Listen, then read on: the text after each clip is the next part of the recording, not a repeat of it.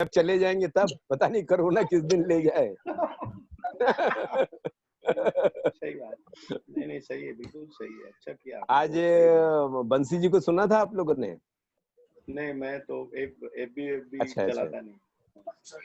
नहीं तो उसमें रिकॉर्डेड है, सुनिएगा। वो सबको बधाई, एकदम सबको धन्यवाद, बच्चों तक को नमस्ते। बंटी बंटी जी नमस्ते। नमस्ते नमस्ते। नमस्ते। बंटी को नींद आती बीच में तेरे को? नहीं नहीं, नींद बिल्कुल नहीं आती। अच्छा, वो चिंतन में रहता है, वो चिंतन में रहता है, चिंतन में। अरे सुनता तो हूँ। हाँ सुनेंगे तो ऐसा लगेगा कि नींद आ रही है। हाँ ध्यान और मत। जबकि भी मार रहे तो बुराई क्या है यार। नहीं अभी तो नहीं मारूंगा तो कैमरे से हट के मारूंगा। नहीं सहन होगा तो चला ही जाऊंगा। क्या भोपाल की हालत क्या है भाई बंटी? हैं? बुरे हालत है, बुरे हालत। बुरा हालत है, बुरा हालत। पुराना भोपाल तो बहुत बुरे हालत है। अरे बाप रे बाप रे। जहांगीराबाद वगैरह तो बहुत बर्बाद। जहांगीराबाद, मंगलवारा, इतवारा, बुधवारा, ये सब बहुत गड़बड़ है। अरे बाप रे बाप। ओहो, आज बहुत ही गड़बड़ है। मार का चौक में तो आज बाजार बंद है। वसंत भाई आपकी आवाज चली जाती बीच में। ऐसा अभी आ रही? अभी आ हाँ गई। ये अब आती है ना, ये कान में जरा जनेऊ तरह प्रॉपर लगाओ। नहीं जनेऊ से उसका जो फुंटी है ना वो गड़बड़ जाता हैं? ये जो है ना स्पीकर गड़बड़ा जाता है। हाँ अब ये ऐसे रखते हो तो अच्छी आती है, नहीं तो बाकी तो बहुत कम आती है। चलो सीख जाएंगे जो गीतांजलि के रहते रहते। इसको पकड़े हुए आदमी ऐसा लगता है जैसे वो घूंघट पकड़ के लड़कियां बैठती थी ना, वैसे लगते हैं। हाँ ऐसा लगता नहीं ऐसे। हाँ ऐसे ही करके ऐसा मुंह पे लाते हैं तो। यो करके। नमस्कार मैम। नमस्कार जी। हमारे बीच में सीमा दी आ चुकी है। सीमा जी दिख नहीं रही है हमको। हाँ जी, कैसे हैं जयंत जी? सीमा जी नमस्कार। अरे क्या बात है, वाह वाह वाह वाह। अरे क्या बात है, सालों में करोड़ों साल हो जाते हैं आपसे मुलाकात हुई। हाँ जी। अरे मजा आ गया। एयरपोर्ट पे मिले थे। हाँ बस। और कितने साल हो गए, मतलब साल तो नहीं हुए पर तभी बहुत दिन हो गए। हाँ बहुत दिन हो गए। बड़ा मजा आ गया। चलिए दी आपका स्वागत है हमारे ये एक साझा मंच मेरा मंच पर, और मैं आपको बहुत बहुत धन्यवाद देती हूँ कि आपने यहाँ पर हमारे साथ में आना और बात करना स्वीकार किया। अब ये जो क्लास है वो आपके हैंड ओवर करती हूँ, आप अपने तरीके से इसे चलाएंगे। नमस्कार क्लास में बोलूंगी क्योंकि इसमें जितने भी लोग हैं जो मैंने अभी तक जयंत हैं और जो मैंने अभी लोगों को देखा है वो सब अपने अपने फील्ड में महारत हासिल किए हुए लोग हैं। तो क्लास नहीं है, मैं ये शेयर कर सकती हूँ कि अगर सिनेमा पे बोलना है या किसी भी विषय पे बोलना है तो मेरे क्या अनुभव हैं और मैं क्या दृष्टिकोण मेरा क्या है, यही मैं कह सकती हूँ।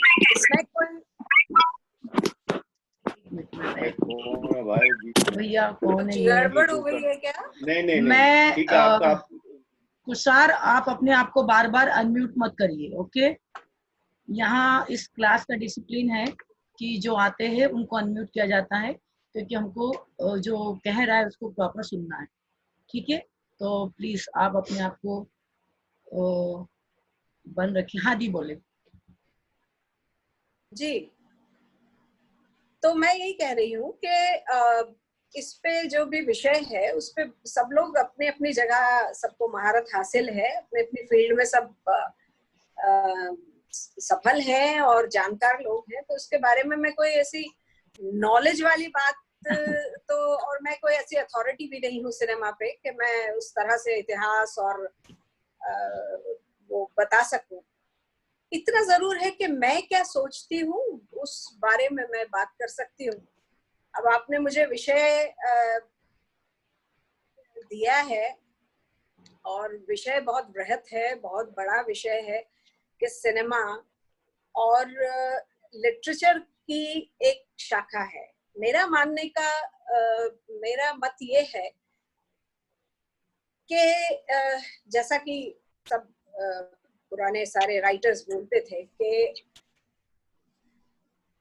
साहित्य जो है वो समाज का दर्पण होता है, और इसको वाइस वर्सा भी कर सकते हैं कि जो जो जो समाज है वो साहित्य का दर्शन हो सकता है ना। दोनों चीजें एक दूसरे से गड्ढमड हैं, क्योंकि हम समाज से अलग नहीं जाते हैं, और साहित्य कोई कहीं और से गढ़ा हुआ नहीं आता है, किसी और प्लैनेट से नहीं आता है। वो हम लोगों के ही जो समस्याएं होती हैं, हमारे अपने अपने दृष्टिकोण होते हैं, उससे ही संबंधित होता है। अब जब सिनेमा पे बात करते हैं तो 47 का, जैसा कि आप ने कहा है कि 1947 के बाद का सिनेमा, हम थोड़ा सा उससे पहले की चर्चा कर लेते हैं। हमारे सामाजिक जो परिवेश था, हम एक तरह से गुलामी और के दौर से गुजर रहे थे अंग्रेजों के, और उसके बाद उस वक्त सिनेमा का प्रादुर्भाव हुआ। तो उस वक्त जितनी भी सिनेमा बनता था वो सामाजिक, जैसे बोलते हैं रिफॉर्म कैसे किया जाए, उस तरह का सिनेमा बनता था। उसके बाद धीरे धीरे 47 में जो एक डिप्रेशन आया, जब हमारे देश के दो भाग हुए, दो भाई अलग हो गए, तो वो उस वक्त सिनेमा अपनी बहुत बचपने में था, मुझे ऐसा लगता है।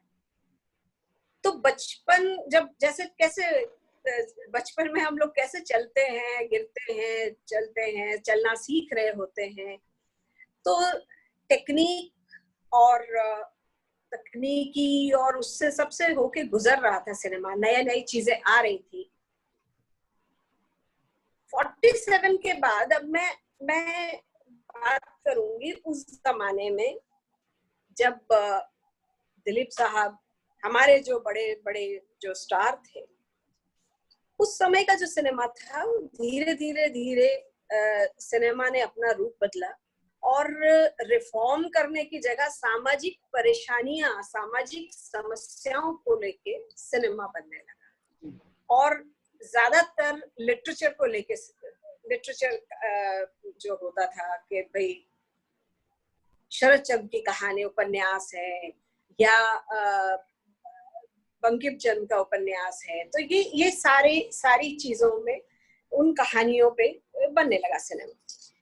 मैं अप्रिशिएट करूंगी, मैं सबसे पहले जो मुझे जहन में आ रहा है, एक तो आपने 3 बजे का टाइम रखा है, ये टाइम थोड़ा सा सोने का होता है। तो अभी मैं यही सोच रही थी, 2-3 उबासियां आई, तो मैंने कहा मैं बोलूंगी क्या, मुझे उबासियां आ रही है। तो बहरहाल क्या है कि एक फिल्म आई थी, उसका नाम था अमर, अगर आप लोगों को याद हो तो। आप सोचिए 1954 की फिल्म थी वो, आप अभी देखिए, उसमें मधुबाला हैं, दिलीप साहब हैं और निम्मी है। 1954 में दिलीप साहब स्टार थे हिंदी सिनेमा के, और कमर्शियल सिनेमा, उस समय 2 सिनेमा नहीं थे, और उन्होंने ऐसी फिल्में, जो हीरो है वो एक रेप कर देता है। आप सोच सकते हैं कि कभी कोई हमारे सिनेमा का, आज के सिनेमा का कोई हीरो जो एस्टैब्लिश इतना बड़ा स्टार हो, और वो इतना नेगेटिव वो करे कि एक इमोशंस के तहत वो रेप कर देता है। तो एक सिनेमा ने ना एक बहुत ही क्रांतिकारी मोड़ लिया था उस वक्त, कि बहुत अलग अलग तरह की कहानियां, अलग अलग तरह की चीजें बन रही थी। एक तरफ बिमल रॉय थे, जो मजदूरों की और किसानों की समस्याएं उठाते थे। गुरुदत्त थे, वो जिंदगी की समस्याएं उठाते थे। और दूसरी तरफ जो दूसरे डायरेक्टर थे, वो मनोरंजन के साथ साथ छोटी मोटी सामाजिक समस्याएं उठाते थे। तो 47 के बाद एकदम जो सिनेमा में चेंज आया, मैं सिनेमा का जो गोल्डन पीरियड समझती हूँ वो 50 से 75 तक वो गोल्डन पीरियड था, जो हर तरह से म्यूजिक का देख लीजिए आप। कभी ऐसा हुआ है, मुझे तो याद नहीं पड़ता, ये जो 15-20 साल का जो वो दौर था, एक साथ अगर म्यूजिक डायरेक्टर्स में आते हैं हम, तो एक तरफ एस.डी. बर्मन थे, शंकर जयकिशन थे, रोशन साहब थे, खयाम साहब थे, मतलब एक साथ ही इतने मास्टर्स, एक साथ कुदरत ने एक साथ इतने मास्टर पैदा किए। जैसे कि आपका मध्यकालीन युग में जब आप देख लीजिए ना, कहाँ कबीर हैं, रैदास हैं, दादू हैं और नानक हैं, और ये एक साथ कितने पोइट्स थे, अपने अपने माहिर, एक साथ इतना, कुदरत एक साथ अगर नेगेटिव लोगों को पैदा करती है तो पॉजिटिव लोगों को भी एक साथ ही पैदा करती है। तो उस जमाने में आप देख लीजिए, सी रामचंद्र से लेके और एस.डी. बर्मन से लेके सारे एक मतलब पाए के म्यूजिक डायरेक्टर। अब आ जाइए आप शायरों पे, फिल्मी शायरी की बात कर रही हूँ मैं, तो कैफी साहब थे, साहिर साहब थे, मजरू थे, शैलेंद्र थे, मतलब हसरत जयपुरी थे, मतलब ये सारे आपके बड़े बड़े शायर एक साथ इतने मास्टर्स। अब आ जाते हैं आप डायरेक्टर पे, फिल्म डायरेक्टर पे, स्क्रिप्ट राइटर पे। तो फिल्म डायरेक्टर में एक तरफ गुरुदत्त थे, एक तरफ बिमल रॉय थे, एक तरफ महबूब खान थे, आपके खैर मृणाल सेन और सत्यजीत रे का सिनेमा तो एक बिल्कुल डिफरेंट सिनेमा था। तो एक साथ सारे मास्टर्स मिलके जब कोई चीज क्रिएट करते हैं, जो क्रिएशन होता है वो अपने आप में अद्भुत होता है और अभूतपूर्व होता है। अब आते हैं, अब पता नहीं मुझे कि इस पे इतनी चर्चा करनी चाहिए या मैं अपने अनुभव सुनाऊं। आप बताएं मुझे कि मैं सिनेमा के अपने अनुभव सुनाऊं बचपन से लेके अभी तक, या इन चीजों पे, ये बड़ी टेक्निकल सी चीज है, ये इतिहास, इस पे बात करूं। अगर कोई मुझे मैम जी जी जी भारतीय सिनेमा का इतिहास वो बिल्कुल मत भूलिए, आप अपने एक्सपीरियंस सुनाइए, वो हाँ, ज्यादा इम्पोर्टेंट। नहीं सर बोल गीतांजलि बोलो। गीतांजलि को यही बोला था मैंने, कहा है ना टेक्निकल चीज पे मत जाओ मैम। गीतांजलि बोलो, गीतांजलि बोलो। मैं ये कह रही थी मैम कि आपका जो कल फेसबुक लाइव है उसमें आप ये सारी बातें रहने दीजिए। आज आप आपकी जो फिल्में हैं उनके ऊपर, आप उनके पात्रों के ऊपर यदि हम चर्चा करें तो उनको जानने और उनके मनोविज्ञान को समझने का मौका भी मिलेगा। हाँ ठीक है। वही देखिए, फिल्म जो है ना, फिल्म और रेडियो, हम उस युग के हैं जब रेडियो हमारे लिए मनोरंजन का एकमात्र साधन हुआ करता था। नाटक देख रहे हैं हम, चूंकि नॉर्थ इंडिया में रहते थे तो हम महिला होने के नाते, लड़की होने के नाते हमें परमिशन नहीं होती थी नाटक देखने की, जो कि मेरे फादर के अपना नाटक कंपनी थी। लेकिन फिल्म जब हम रेडियो सुनते थे, जो हमारे घर में एक ही रेडियो हुआ करता था, छोटा सा, ट्रांजिस्टर बाद में आया है, तो वो रेडियो पे जब गाने सुनते थे और हम विजुलाइज करते थे उसके हीरो को, अमीन सियानी साहब की आवाज सुन के हमें ऐसा लगता था कि पता नहीं कितने ही मैन होंगे, कितने खूबसूरत होंगे, ये हमारे लिए वो हीरो हुआ करते थे। और मैं आपको एक घटना बताती हूँ, मैं एक प्रोग्राम कर रही थी विजय ज्योति, उसमें सारे सेलिब्रिटीज आते थे और उनका इंटरव्यू होता था। आर्मी वाले आर्मी वाला एक पात्र होता था और एक होता था सेलिब्रिटी।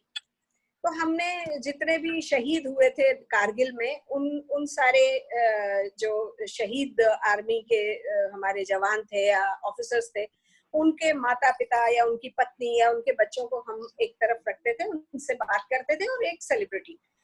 तो बहुत सारी आई, शिल्पा शेट्टी से लेके शोभा डे तक और वैजयंती माला आई, बहुत सारे, निदा साहब आए, निदा फाजली। लेकिन ठीक है, मैं उनको एक्सप्लेन करने आई के गुजराल आए, उनको एक्सप्लेन करती थी कि क्या सवाल है या जो मैं, क्योंकि मैं लिख रही थी। लेकिन जैसे ही मुझे पता पड़ा कि अमीन साहब आ गए, तो मैं तो बिल्कुल जैसे बच्चे होते हैं ना, ऑटोग्राफ लेना है, ऐसे भागी। मैंने कहा कहाँ है अंकल, कहाँ है? मैं उनके पास जाके बैठी। मैं उनको जिंदगी में पहली बार देख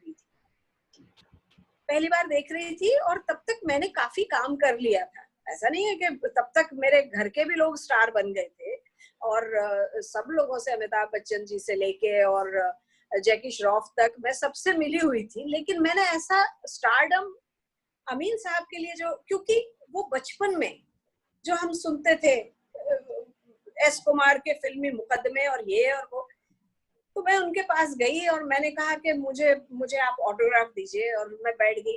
कहने लगे कि बेटा मुझे बहुत अच्छा लग रहा है कि आप, मैंने कहा नहीं, आप हमारे हीरो हैं, आपको मालूम नहीं है कि हम आपकी आवाज से। और मैंने कहा मैं आपके पास बैठी हूँ तो मैं ये इतनी बड़ी एक महिला नहीं बैठी, मैं वो 7वीं क्लास की एक बच्ची बैठी हूँ जो बस्ता लेके जाती है और जिसके कान में दूर से फिल्मी मुकदमे और अमीन सयानी की आवाज आती है। मेरे लिए वो आवाज जो है ना, वो हीरो है मेरे लिए, और बाकी हीरो गौण है मेरे लिए, वो हीरो नहीं। तो फिल्म और रेडियो, पहला हमारा हीरो रेडियो था, उसके बाद सिनेमा आया। सिनेमा में रिस्ट्रिक्शंस थे, हमें बचपन में हम जा नहीं सकते थे। वो दौर ऐसा नहीं था कि लड़कियां अकेले अपनी सहेलियों के साथ जाएं, परिवार के साथ। और मेरी माताजी जो थी वो बहुत लिटरेचर और एक अजीब तरह का सिनेमा जो उस वक्त बहुत साहित्य वाला होता था, उसी को देखना पसंद करती थी। वो शक्ति सामंत के सिनेमा में या और दूसरे सिनेमा में उनको वो नहीं पसंद करती थी। तो हमारे लिए ये होता था कि कभी जैसे माताजी का हमारे मूड हुआ कोई फिल्म देखने का, उसका रिव्यू अच्छा हुआ या कुछ, वो देखती थी। इसके बाद हमें बोला जाता था कि अब जाके तुम देख सकते हो, तो हमें लेके खुद जाती थी। आज मैं देखती हूँ कि हमारे भतीजा भतीजी बच्चे जो हैं, वो उनसे पूछना पड़ता है बेटा वो कैसी है, तो बोलता नहीं बुआ आपके देखने लायक नहीं है। समाज इतना बदल चुका है कि आज बच्चे बोलते हैं। अभी देखिए ना, इसको करेक्ट करने में मैंने उसको बुलाया, मैंने कहा भाई इसको जरा करेक्ट कर दे। तो ये दौर जो है, वो दौर और ये दौर, खैर हर आदमी को अपना दौर बहुत अच्छा लगता है। जी जी जी, डिस्कनेक्ट हुआ है क्या? नहीं मैम। अच्छा, तो मेरा पहला जो फिल्म थी जो मुझे याद है कि शायद ये देखी थी, अन्नू भैया मुझे, हम स्कूल से गए थे और रंजीत भाई मुझे लेके गए थे। वो शायद फिल्म थी गजल, मीना कुमारी और सुनील दत्त और पृथ्वीराज कपूर। मेरी समझ में तो कुछ नहीं आई थी, मैं शायद 6 साल की रही होंगी, मेरा छोटा भाई पैदा नहीं होता। और जो मुझे पसंद आई थी वो स्कूल की तरफ से हम गए थे। अन्नू भैया ने मुझे बड़े प्यार से तैयार किया था, चोटी वोटी बनाई थी। जैसे भी वो 3 साल बड़े हैं मुझसे, अगर मैं 6 साल की तो वो 10 साल के होंगे। और मुझे तैयार करके उंगली पकड़ के दोनों बहन भाई हम लोग पिक्चर हॉल में गए थे। वो मुझे नजारा एकदम से याद है। फिल्म थी मोती कुत्ते की कहानी, खजाने की खोज और एकता और गुरु भक्ति। अब ये छोटी छोटी मुझे लगता है फिल्म डिवीजन की फिल्में थी और देख के हम रोए भी थे, वो कुत्ता गुम गया है और ये। तो सिनेमा का तब से एकदम से एक इम्पैक्ट पड़ा। अभी तक हमारी जो श्रवण संस्कृति थी, भारतीय संस्कृति श्रवण थे, जो सुनते हैं उसी को आगे वो करते थे। वहां से दृश्य पैदा हुआ कि सुनना ही नहीं है, देखना भी है।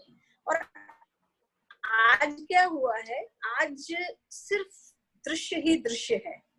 आज आप हम लोग बात कर रहे हैं तो एक दृश्य है, देख रहे हैं आज। तो इस तरह से सिनेमा का हमारे जीवन में पदार्पण हुआ। और लिटरेचर का तो था ही, मेरी माताजी पिताजी दोनों ही बहुत भारी साहित्य में अभिरुचि रखने वाले लोग थे। अब आप पूछिए और कुछ। जयंत जी। अरे आपने जो फिल्में लिखी हैं, आपने जो और आपने जो टेलीविजन लिखा है और डायरेक्ट किया है, उस पे बोलिए आप। अच्छा ठीक है, मैं हार्ट के बारे में बताती हूँ। जी जी, है ना। हार्ट का जो बीज है वो मैंने पहले भी बताया था। मैं अपने जिंदगी के बहुत खराब दौर से गुजर रही थी, इमोशनल और सोशल बड़े खराब दौर से गुजर रही थी। तो उस दौर में जब मेरे पति ओमपुरी जी का अफेयर हो गया था, और मैं उस दुख में, क्योंकि तब मैं अपनी माताजी के घर चली गई थी और मैं बहुत दुखी थी उस दिन। तो वहां पर मेरे यहाँ एक काम करती थी शारदा, उसने मुझसे कहा मुझे 5,000 रुपए की जरूरत है।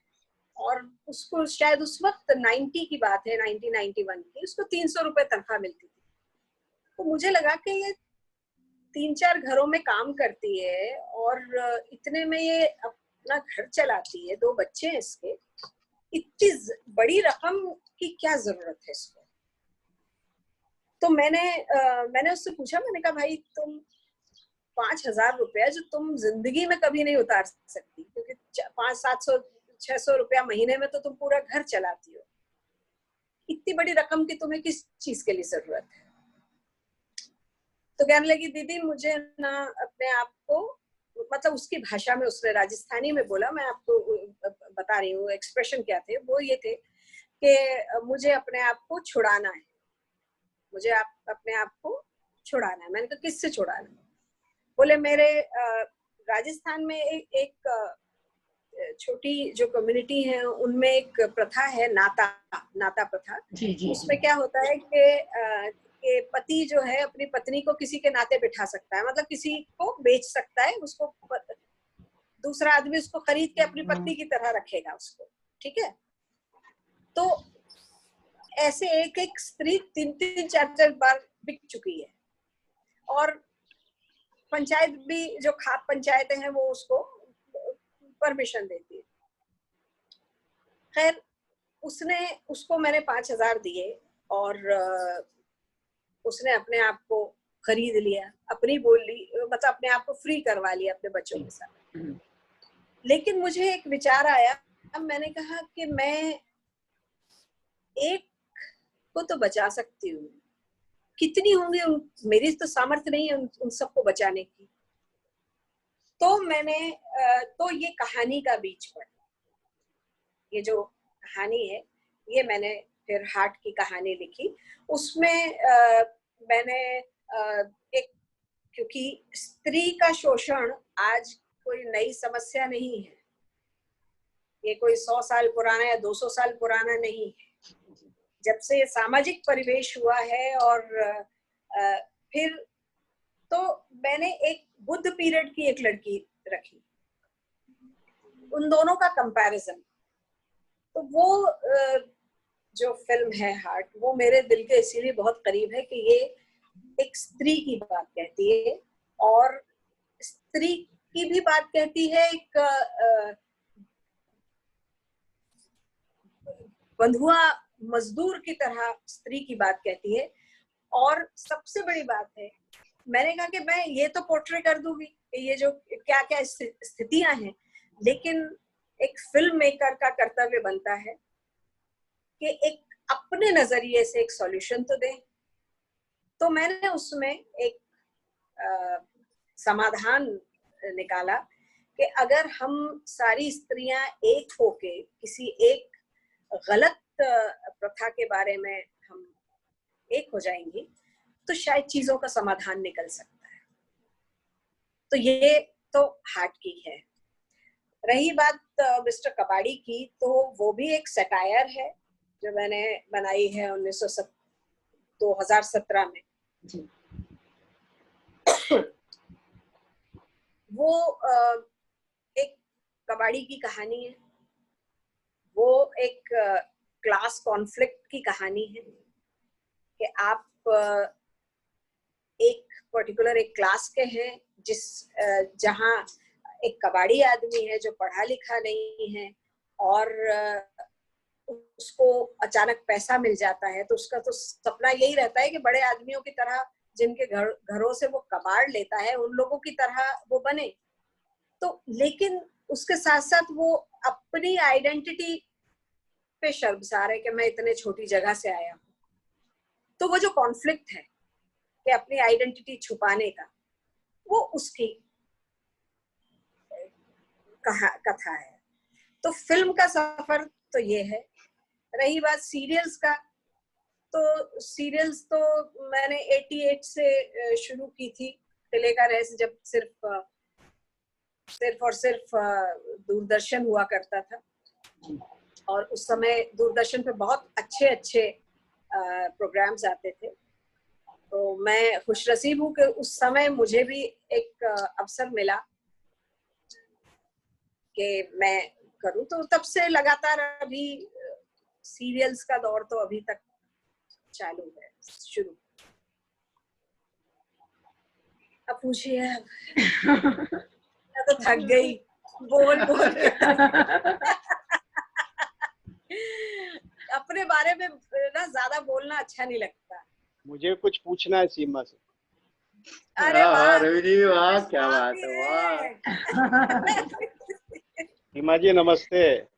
नमस्ते जी, नमस्ते, बोलिए। अच्छा, यहाँ जितने भी लोग बैठे हैं, मैं सबको ये बता देना चाहता हूँ, आप में भी सीमा को नहीं जानता जितना मैं सीमा को जानता हूँ। तो मैं सीमा से एक बहुत मतलब मेरे सीमा ने किले का रहस्य जो सीरियल बनाया था, मैं उसका पार्ट था।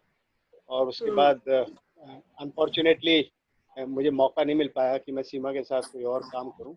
और सीमा की सारी जर्नी मैंने देखी है। सीमा ने जो काम फिल्में बनाई, मैं एक फिल्म कबाड़ी मैंने देखी, दूसरी फिल्म भी मैंने देखी है। मैं ये जो काम सीमा ने किए वो एक परिपक्व होने के बाद किए। जीवन में बहुत स्ट्रगल करने के बाद, बहुत इमोशनल ब्रेकअप होने के बाद, बहुत सारी चीजें करने के बाद सिनेमा सीमा ने बनाया। लेकिन मैं तो सीमा को, उस एमेच्योर सीमा के बारे में जानना चाहता हूँ जब पहली बार किले का रहस्य बनाने की जो दिमाग में सूझी। और मैं आपको बताऊं, उस किले का रहस्य में मेरे ख्याल से आज के जितने भी उसके अंदर कलाकार थे, वो सब आज बहुत एस्टेब्लिश लोग बाग हैं। और हम सब ने जब वो सीरियल किया था तो हम कहते थे यार मैं वो एक सीरियल करके आया हूँ, जरा देखना। तो मैं सीमा से ये जानना चाहता हूँ, वो जो किले का रहस्य का जो आइडिया आया वो दरअसल मैच्योर कैसे हुआ? क्योंकि वो बड़ा मुश्किल वक्त था, आसानी से टेलीविजन पे कोई काम मिलना बड़ा मुश्किल हुआ करता। जी। तो थोड़ा सा उसके बारे में आप सबको जानकारी दो ताकि मुझे भी पता चले एक्चुअली वो कैसे बना था। जी। Thank you. आपको तो रवि भाई मालूम है कि मैं पपेट थिएटर में काम करती थी, पपेट थिएटर करती थी, है ना। तो और साहित्यिक पूरा बैकग्राउंड था, प्लस दिल्ली में आके आप रंजीत भाई को देखते थे, अनु भाई को देखते थे, और सारे जो मेरे मित्र, जो मेरा सराउंडिंग थी, सफदर भाई, सफदर हाशमी, एनके शर्मा और ये सब, तो ये सब लोग पढ़ते थे। और जी, दादी और विनोद दुआ और ये सब लोग, ये लोग पढ़ते थे और हम लोग बातचीत करते थे। ये हमारी एक वो हुआ करती थी, टीम सी। तो उन दिनों पढ़ने का एज बहुत कम थी, पढ़ने का बहुत ये था, एक तो फैशन भी था और शौक भी था। तो और फिर हम छोटी जगह से आए हुए थे, अंग्रेजी दां नहीं थे उस वक्त, अंग्रेजी आती नहीं थी। तो एक जो कॉम्प्लेक्स होता है छोटी जगह, जो मेट्रो सिटी का जो फियर होता है ना, आप सब समझ सकते होंगे क्योंकि आप सब मेरे ही उसी टाउन और उसकी जगह से आए हुए हैं। तो वहां पर आके अब आप जो कॉन्वेंट के पढ़े हुए लोग हैं उनसे compete कैसे करेंगे? बौद्धिक तौर पे अगर आप परिपक्व होंगे तो ही आप उनके साथ चल सकते हैं। तो मैं चार्टर्ड बस से आया करती थी, जोरबाग में रहती थी और नौकरी करती थी मैं पपेट थिएटर में। तो वहां जब मैं आती थी तो मेरे हाथ में बड़ी बड़ी किताबें हुआ करती थी, क्राइम एंड पनिशमेंट और मतलब बड़े बड़े लिटरेचर की किताबें। तो और तब तक बस पूरी भर चुकी होती थी और मुझे पीछे ही सीट मिलती थी। तो वहां पे कुछ और बुजुर्ग बैठे रहा करते थे, तो वो मुझे एक दो बार उन्होंने टोका भी कि आप इतनी कम एज में इतनी बड़ा लिटरेचर पढ़ती हैं आप, इस तरह की फिलोसफी की। तो मैंने कहा मुझे अच्छा लगता है। बात आई गई हो गई। उसके बाद हम लोग अपना थिएटर में लगे हुए थे और अपना विदेश वगैरह खूब घूम रहे थे, तो थोड़ा आनंद आ रहा था। इस बीच क्या हुआ कि पपेट थिएटर में एक तो सर्वाइवल के लिए उतना पैसा नहीं था कि भाई आप अच्छा घर किराए पे ले लें या अच्छे से। तो एक आपकी जर्नी होती है कि आप आगे आगे बढ़ना चाहते हैं हर तरह से, फाइनेंशियली भी, सोशली भी, और एक नए आयाम आपके सामने खुले।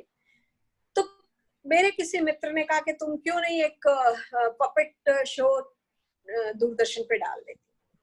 मैंने तुरंत एक सीरियल लिखा, उसका जो भी कॉन्सेप्ट जो भी जिस तरह से भी होता था, और मैंने उसमें डाल दिया। अब क्या हुआ, एक लेटर आया और सबने कहा भी फॉलो अप करना पड़ता है, जाके मिलना पड़ता है। मैं रोज चली जाती थी, सुबह से लेके मतलब 10-11 बजे से लेके शाम 5-6 बजे तक, जब तक दूरदर्शन खुला रहता था मैं बाहर बैठी रहती थी। कोई पूछता नहीं था। चपरासी जो हैं वो बोलते थे कि आज नहीं कल, और बड़े बड़े लोग हैं मेरे सामने, साईं परांज पे और ना सईद मिर्जा, ये लोग आते थे, खटाक से अंदर जाते थे और अपनी मीटिंग करके चले जाते थे। मैं बड़ी, लेकिन क्या है कि जब आप छोटे होते हैं तो उस तरह के कॉम्प्लेक्सेस नहीं होते हैं। आज मैं कहीं 8 घंटे बैठ नहीं सकती, मेरा अजीब सा ईगो आ गया है, अरे मैं 8 घंटे क्या ऐसे। लेकिन वो जमाना ऐसा होता है कि आपको कुछ नहीं, लंच टाइम में नीचे आते थे दूरदर्शन में, वो कॉर्नर पे वो वहां से ब्रेड पकोड़ा खाते थे, वापस चले जाते थे। फिर मेरा नंबर आ गया अंदर जाने का। जब मैं अंदर गई तो जो ऑफिसर थे, मिस्टर लेले नाम था उनका, तो उन्होंने मुझसे कहा कि थोड़ा बात की, हाँ क्या है प्रोजेक्ट आपका, और ये वो बात की। उसके बाद बोले आप वो है ना जो जोरबाग से चार्टर्ड बस में आप चढ़ती है? मैंने कहा जी। फिर मैंने भी पहचाना, मैंने नमस्ते नमस्ते की। बोले नहीं, आप इतना पढ़ती हैं और ये है और आप डिजर्व करती हैं सर, आप जाइए, हम लेटर भेजेंगे। और इस तरह से वो लेटर भी आ गया। मुझे किसी चीज का कुछ अनुभव नहीं था, मैं आपको ईमानदारी से बताती हूँ। ना मुझे डायरेक्शन का अनुभव था, ना मुझे प्रोडक्शन का, ना मुझे मालूम था कि इसमें क्या होता है, कैसे जमा होता है, लो बैंड क्या होता है, कुछ मुझे नहीं। लेकिन होता है ना कई बार आपको तैरना नहीं आता है और आप कूद जाते हैं, या यूं समझिए कि आप कुदा दिए गए, किसी ने धक्का दे दिया और आप फिर हाथ पांव मारते हैं। तो उसमें अगर कई बार मेरे ब्रदर्स या ये लोग उसमें कुछ सजेस्ट करते थे कि ये ऐसे नहीं, ऐसे शॉट ले लो, मेरा उनसे झगड़ा हो जाता था। अभी मैंने अपने बड़े भाई, अभी 4-5 दिन पहले मैं गई उनसे, मैंने कहा कि आपने कई बार मुझे सजेस्ट किया और आपको लग रहा होगा कि मैं बड़ी ईगोइस्ट हूँ, लेकिन मेरा एक ये कहना था कि मुझे सीखने दो। अगर वो चीज खराब बनी है तो थू भी मेरी हो, और अगर भाग्य से अच्छी बन जाए तो कम से कम वो जो तालियां बज रही हैं वो सीमा कपूर के लिए बजे। अगर आपने डायरेक्ट कर दिया और नाम मेरा हो और मेरे लिए अगर ताली बजेगी तो मैं वो तालियां एंजॉय नहीं कर पाऊंगी। ये हो सकता है मेरा कहने का मैं बोलूंगी। तो वो किले के रहस्य में फाइनेंशियली, मतलब मेरे ख्याल से किले का रहस्य 88 में टेलीकास्ट हुआ था, 86 से बनाना शुरू किया था, और मैं कर्जे उसके चुकाती रही हूँ और 10 साल तक, क्योंकि अनुभव नहीं था प्रोडक्शन का। तो इस तरह से रवि भाई ये जो किले का रहस्य है ये मुझे हमेशा याद रहेगा, क्योंकि उसने इतना कुछ सिखाया है कि कैसे प्रोडक्शन, आज मुझे मालूम है कि एक कील का भी क्या भाव होता है। लोगों ने तो किले के रहस्य में सांस लेने के भी पैसे ले लिए मुझसे। एक और मैं अभी तुमको अपने प्रेजेंट में लाना चाहता हूँ। रवि तुमने सर, बहुत अच्छा काम किया था, जो स्टोरीज जो किसान चैनल पे तुमने बनाई थी। हाँ जी, सॉरी। टाइम हो गया क्या?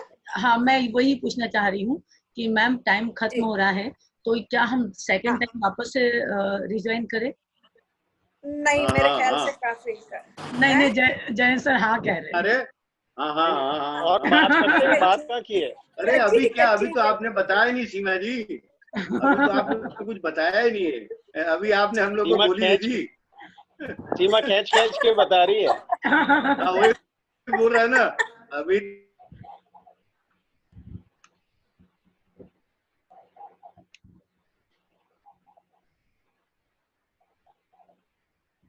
आना पड़ेगा, अभी रुकिए ना अभी।